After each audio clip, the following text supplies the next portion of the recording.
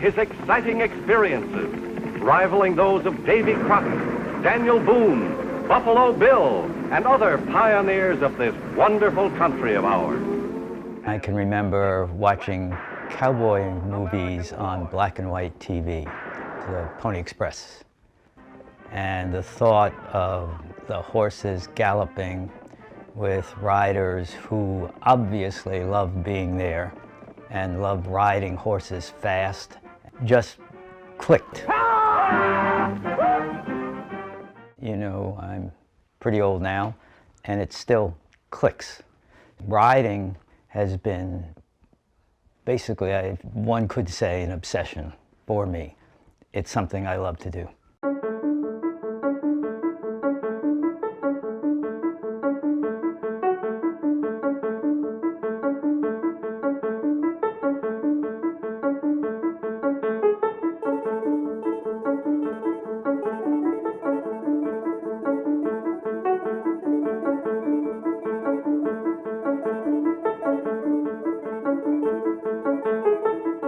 I grew up in Pelham, New York. Not far was a riding stable that had hack horses.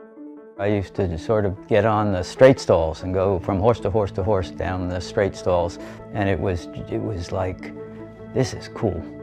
The horses are cool, right? And I am enjoying, even at a young age, the connection to the horse. And it hasn't changed.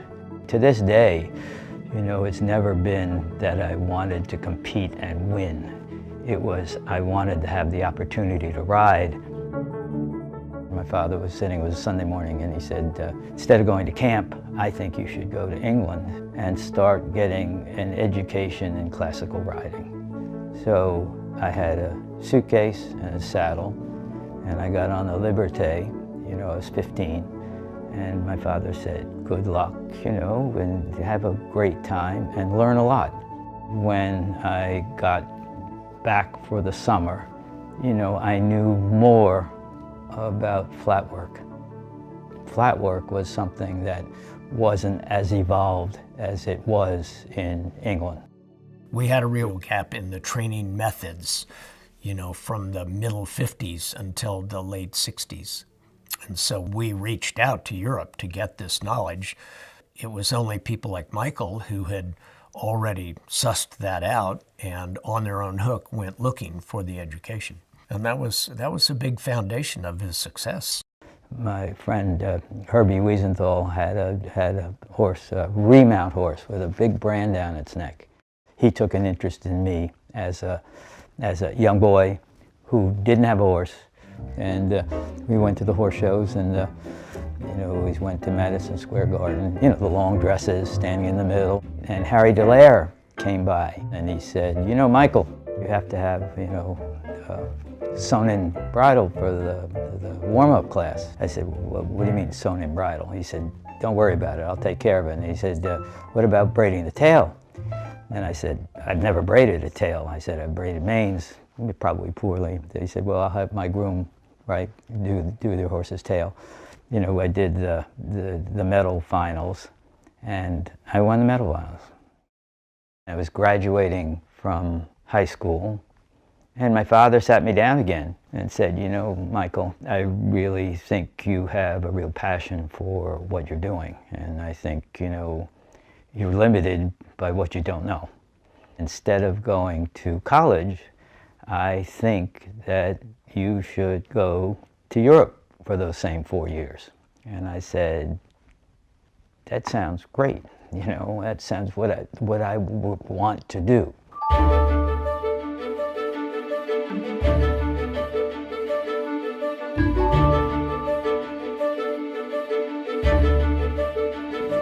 If you didn't like to ride, this was the wrong place to be. You rode 6 horses a day, no stirrups. You either survived or you didn't survive. And I rode in my first event, and everybody said, well, why did you become an event rider? I became an event rider because that's what everybody did. They did dressage, they did, you know, show jumping, and they practiced cross country. One day, I was walking across the carrier, and doors opened and Equion chef, Colonel Margot, walks out. And so he said, starting tomorrow, you ride with the officers in the Corps de Perfectionnement Équestre, where Jack LeGoff becomes your trainer, and you get to go compete with all the officers. The French government paid for everything I did, and we all went off to all the horse trials. So, you know, I stayed 2 years.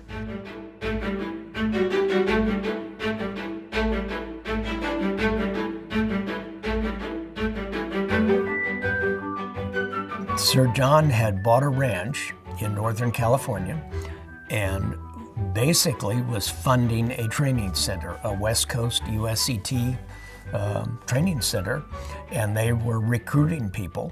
I got a telegram from the team saying, you know, we heard about your success at Fontainebleau, and would you be interested in coming to California and seeing if one of the horses was appropriate? And the horse turned out to be Grasshopper.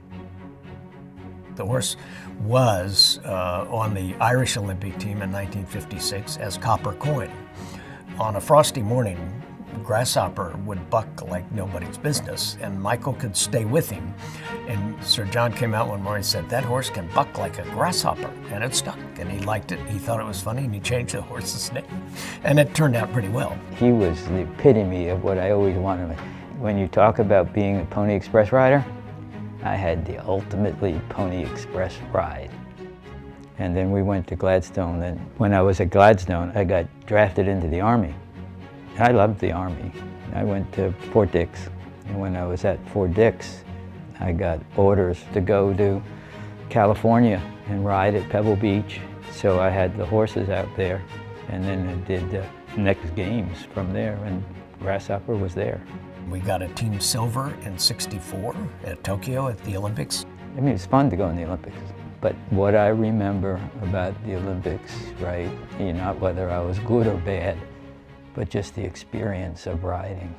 In '64, that was Grasshopper's third Olympics. And so Grasshopper retired, and so did Michael. I think that Michael felt an obligation to his father to go back and join in the business. And so he dropped off the scene.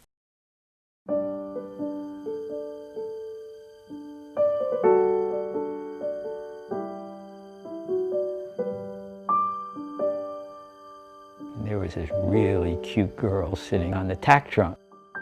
We sort of chatted. I don't think she was particularly impressed with me because it was Christmas time and she had to stay late, right? So, and that was Georgette.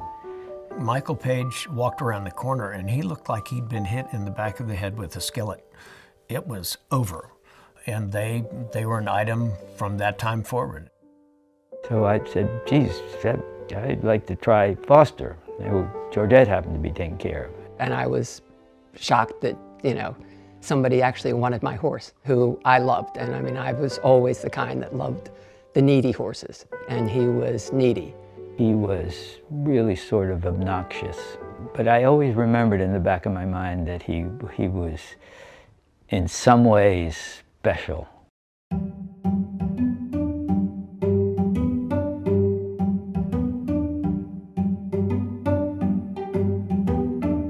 Having a father that had given him so much, Michael felt that he needed to commit to his father to a certain extent. He could ride 1 or 2 horses a day and go to the city and be with his dad. His dad, he always said to me, his dad was his best friend. So we went to 6 horse trials, and then we went to badminton, Pan American Games, and then we went to the Olympics, and that was another journey. And he was 4th in Tokyo and 3rd in Mexico. He had a pretty good record on 2 different horses. When Mexico was done and finished, the whole concept of the team changed. When Georgette and I left the team, it was no longer the team creating the opportunities for the riders. It was completely different. One of the horses that Michael had at the team that he used as an exercise horse was owned by Mrs. McIntosh, and she invited us to come to Sunnyfield Farm in Bedford, New York. She had given me a jumper, and for me, it was just a difficult transition. It took me a year and a half to change my position from from an event rider who's sort of galloping to a show rider who's connecting to the engine, which creates the energy to jump high.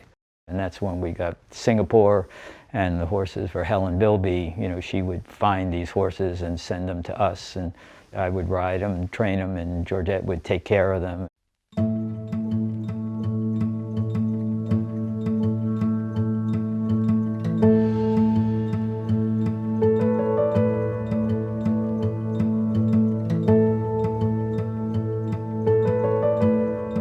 Matthew was born in 1979. He made a huge difference in both of our lives. He rode some, he did some short stirrup, but loved going to the horse shows with us. Florida every winter, Vermont in the summertime, and then it became a point in time when Matthew didn't want to be on the road with us anymore. And at that point in time, I decided that I would stay home. And Michael said if I couldn't go on the road with him, we were going to close it down, and we did.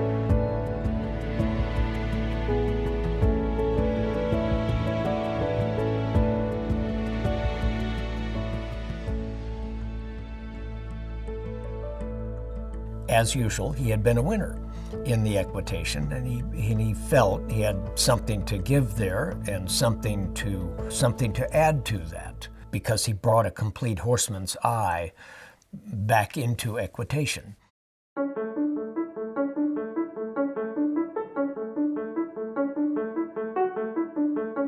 I think he loves teaching. You know, I think he really loves the children. So for me, it's sort of like full circle. For him to be able to still teach and ride keeps him happy. It's been a great thing for him to have. Riding to me is what I love to do. I still pick up my horse's stall when I go in the morning. I still change his water. I check it before I leave at night.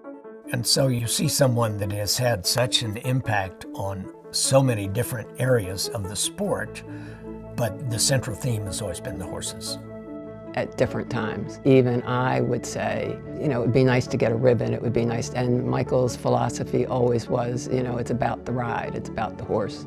And it would make me sort of stand back and understand all of that was not as important as the horse and the life that you get to have on a daily basis that is different from anybody else's life. That you can be outside and you can do exactly what you want for your whole life. It's easy. It's nice. It was fun. It still is fun. I've been extremely, extremely, extremely fortunate, you know, to have had the life I've had and meet the people I've met and had the experiences, and it's all because, you know, the horses have been great to me.